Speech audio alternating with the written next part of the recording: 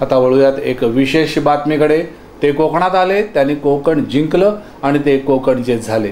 संगमेश्वर तालुक्यातील कळमस्ते गावी गेली तब्बल 40 वर्षांहून अधिक काळ वैद्यकीय सेवा करत अविरत सेवा करून गोरगरीब जनतेत मानाचं स्थान मिळवणारे डॉक्टर नगारजी येथील सेवेची निवृत्ती घेऊन आपल्या मूळ गावी कोल्हापूरला वास्तव्यास जाण्याचा निर्णय घेतला आणि त्यांचे ऋणानुबंध म्हणून कळमस्ते पंचक्रोशीतील ग्रामस्थांतर्फे त्यांना सहृदय निरोप देण्यात आला। या प्रसंगी पंचक्रोशीतील असंख्य मान्यवर आणि ग्रामस्थ तसेच महिला वर्ग आवर्जून उपस्थित होता।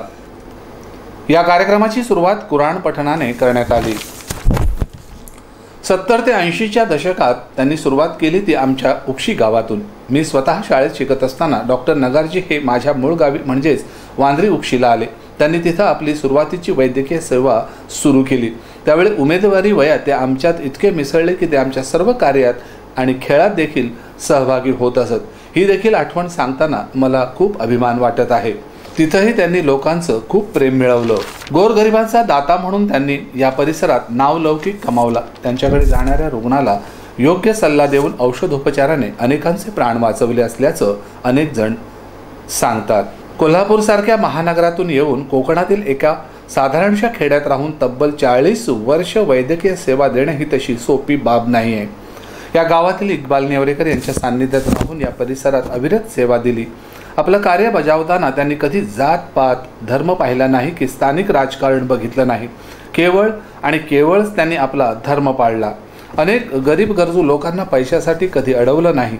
असेल त्या परिस्थितीला सामोरं जात त्यांनी लोकांच्या आरोग्याचा प्रश्न सोडवित त्यांना मदतीचा वेळप्रसंगी हातभार देखील लावलाय आणि गरिबांचा दाता म्हणून आपली एक वेगळी ओळख निर्माण केली।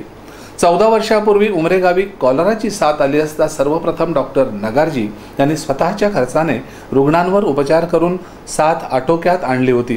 प्रशासनाची कोणतीही मदत नसताना सर्वप्रथम डॉक्टर नगारजींनी ही साथ आटोक्यात आणल्यानंतर प्रशासनाची वैद्यकीय टीम पोहोचली। त्यावेळी डॉक्टर नगारजी यांचं जिल्हा परिषद रत्नागिरीच्या वतीने कौतुक करण्यात आलं होतं। त्यावेळेपासून डॉक्टर नगारजी हे आपल्याच कुटुंबातील एक व्यक्ती असल्याचं प्रत्येकाला वाटू लागलं, अशी त्यांनी येथील ग्रामस्थांमध्ये एक वेगळी छाप पाडली होती।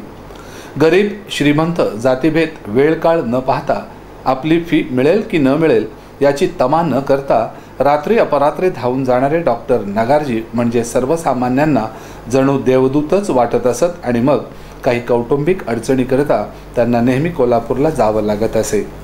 नेहमीच होणारी आपल्या कुटुंबाची परवड पाहून त्यांनी कायमचं कोल्हापूरला आपल्या मूळगावी वास्तव्यात जाण्याचा निर्णय घेतला। हा निर्णय येथील लोकांच्या जिव्हारी लागला खरा, मात्र शेवटी माणसाला कुठेतरी थांबावं लागतं आणि मग जड अंतकरणाने येथील काही सामाजिक कार्यकर्ते आणि ग्रामस्थांनी त्यांना निरोप देण्यासाठी ऋणानुबंध म्हणून त्यांचा सत्कार समारंभ आयोजित केला आणि येथील एसटी बस थांब्याला त्यांचं नावही देण्यात आलं। याचं अनावरण शिवसेना संपर्क प्रमुख राजेंद्र महाडिक यांच्या हस्ते करण्यात आलं। केवढा सन्मान! अशा व्यक्ती केव्हा तरी जन्मास येतात आणि सगळ्यांच्या हृदयात जागा करून जातात।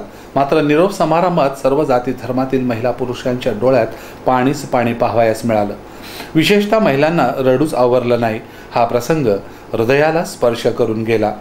हा निरोप समारंभ कळमस्ते मोहल्ला आणि कळमस्ते तंटामुक्ती अध्यक्ष मजिद नेवरेकर यांनी आयोजित केला होता।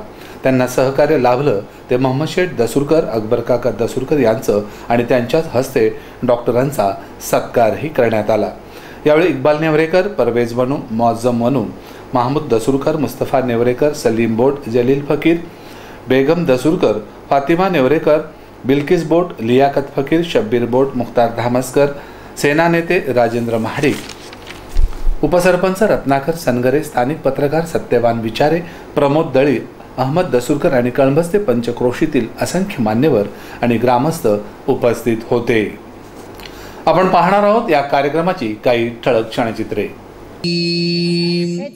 बिस्मिल्लाहिर्रहमानिर्रहीम वक़ुल इन्नी अनन नज़ीरुल मुबीन कमा अंज़लना अलल मुक़तसिमीन الذين جعلوا القرآن عِضِينَ فوربك ربك لنسألنهم أجمعين عما كانوا يعملون فاصدع بما تؤمر وأعرض عن المشركين